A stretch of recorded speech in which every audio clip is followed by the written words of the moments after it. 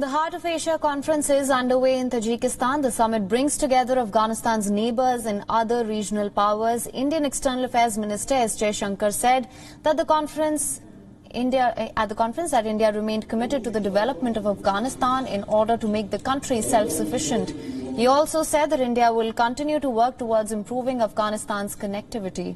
Indian External Affairs Minister and Pakistan Foreign Minister were also seen on the same platform for the first time since 2019 during their photo op session. Meanwhile, the Tajikistan president said that the last 4 decades have shown that there is no military solution to Afghanistan.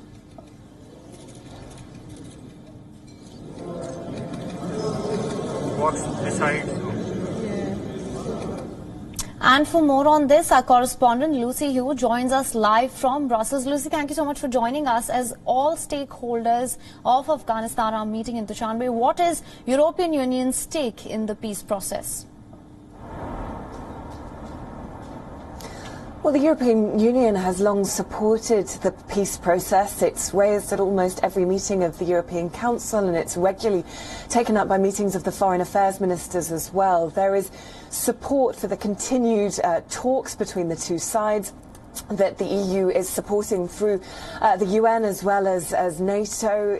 The EU has been specifically clear about its desire that those peace talks include women's rights. That's a message that's been repeatedly reiterated over the course of the last 2 years. You'll know that there is another round of talks due to be hosted by Ankara in Turkey next month in April. That is certainly a process that the European Union supports, despite its recent tensions with Ankara and with Erdogan, but nonetheless there is broad support for a continued ceasefire, for a cessation of armed conflict, and for both sides to continue to get round the table. So there is, as I say, support from the European Union. These peace talks be facilitated as much as possible through the United Nations as well as through NATO as well.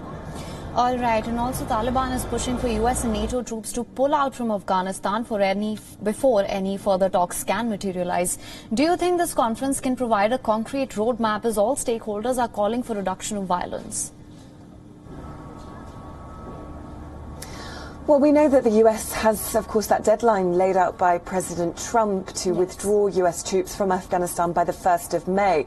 Antony Blinken, when he was in Brussels on a tour last week, refused to confirm or deny whether he would be going ahead with that deadline. But he did indicate that he was wanting to take part in further discussions and that a decision would be taken in the coming days ahead of that deadline. So, of course, these discussions will be useful in terms of assessing to what extent a full withdrawal would be useful, or whether perhaps it might destabilise tensions in the region if indeed that withdrawal happens too quickly.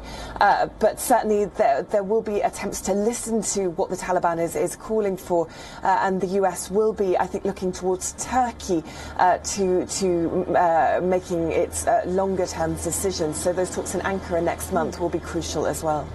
All right. And also, do you think has the rise of China and the new world order in the post-pandemic era made European stakes more relevant in the region?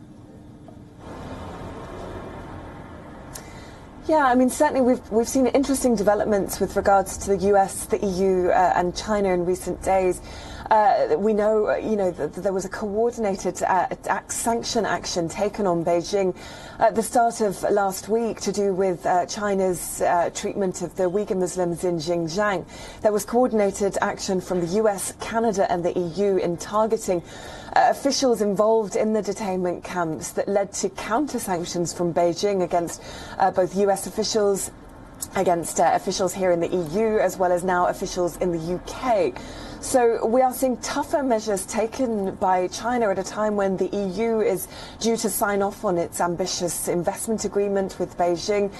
So a flare-up of tensions and certainly a more kind of united transatlantic front against Beijing, which perhaps is something that Beijing feared when President Biden was voted into the White House. So certainly some shifting tectonic plates and, as you say, increasing influence of this transatlantic alliance in the region as stronger relations between the US and the EU that could have consequences for Beijing in the longer term.